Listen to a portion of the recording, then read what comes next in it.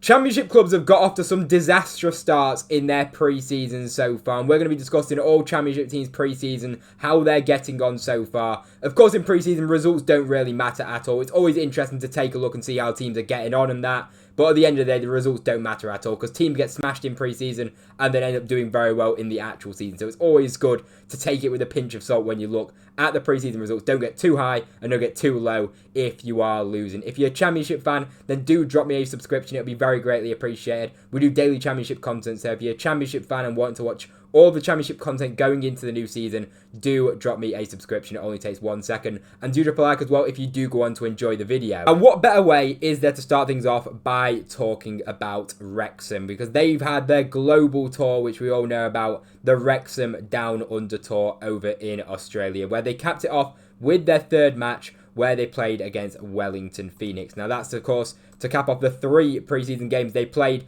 over there in the Down Under Tour. Now, I spoke about Wrexham quite a bit, and I do think they have a lot of work to do in the transfer market. If you're talking about a team that's, really got to make moves in the market in terms of how much their squad needs improving, Wrexham are right up there, because that squad, in my opinion, that got promoted from League One is nowhere near at the level of Championship, and they need a lot of work doing, which I'm sure Wrexham will get the job done in the end with the transfers. But I really do feel like they've put a lot of focus into their social media, into the commercial side of things, and they've put a lot of focus into this Wrexham Down Under Tour, where in terms of results, it hasn't gone too great. They won the first game 3-0 against Melbourne Victory, then lost 2-1 to Sydney FC, and then lost to Wellington Phoenix, which, by the way, the Wellington Phoenix team they lost to, they're like third bottom in the Australian League, and they had a bunch of injuries. Apparently they had like 6 injuries to first team players, and they literally played their under-21 team. They basically played a bunch of kids, Wrexham did, who Wrexham had their pretty much, a very strong Wrexham team out, and they lost to them 1-0. So it does kind of show that there's definitely holes and flaws in this Wrexham team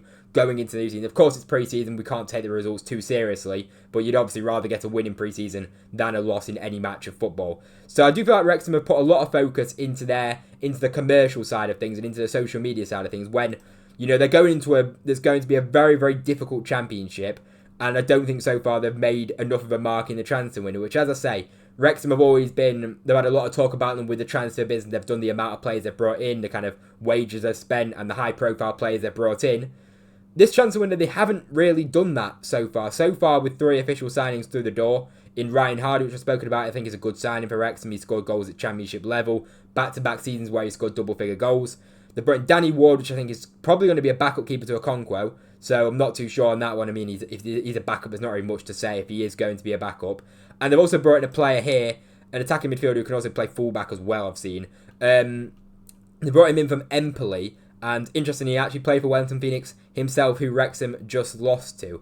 But overall, Wrexham need a lot of work doing to that squad. They've spent a lot of time out on pre-season, kind of doing this tour, and for me, not enough focus on the actual Championship season, which they need to be taken seriously, because, as I say, this Championship is going to be a completely different level, a completely different kettle of fish to what we're talking about as to when Wrexham were in League One. So I think they need to take things a little bit more seriously when they come back to England and actually try and get some more faces through the door, because otherwise, I genuinely think Wrexham getting relegated is a possibility. With the team that they've got now, if I was to do predictions based on the team now, I'd put Wrexham like pretty much second bottom to Sheffield Wednesday.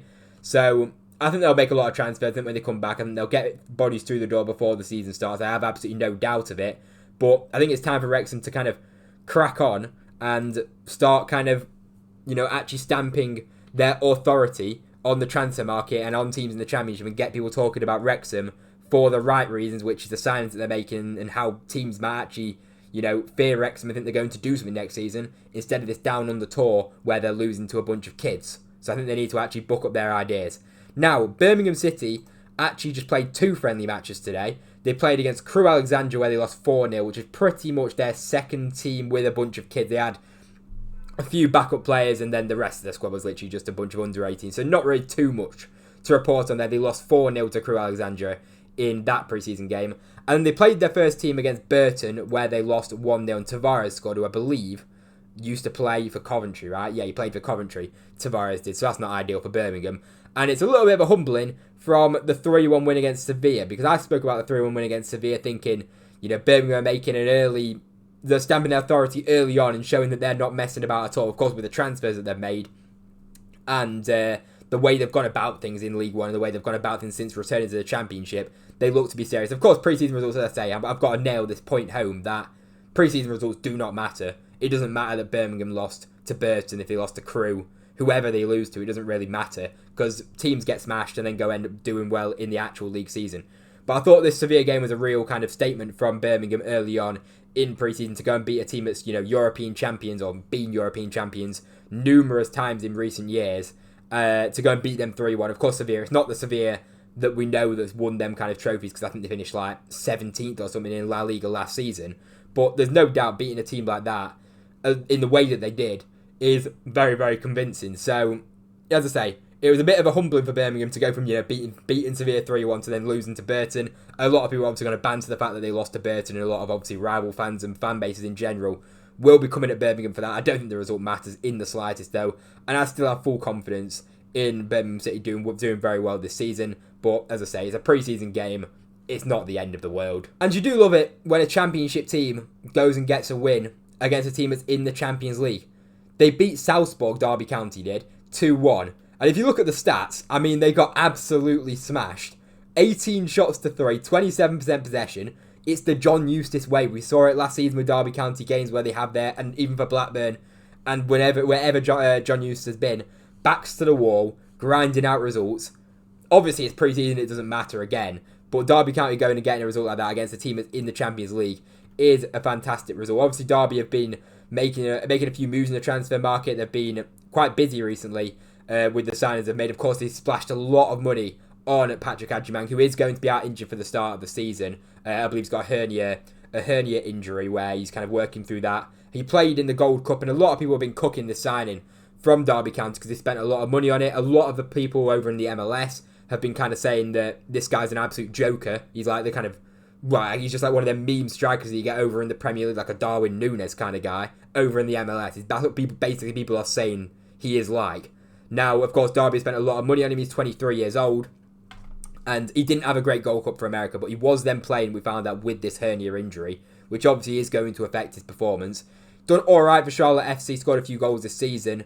So it'll be interesting to see how he gets on in that Derby County side. Of course, him being the statement sign, 24 years old actually. Of course, him being the statement sign, him spending a lot of money here for Derby to be throwing about, it's like £6 million rising to £7 million. A lot of money, and it is a gamble, given the fact that American fans are absolutely cooking the guy. So it'd be very interesting to see what Derby County fans think and how they think Patrick Adjumang is going to get on there.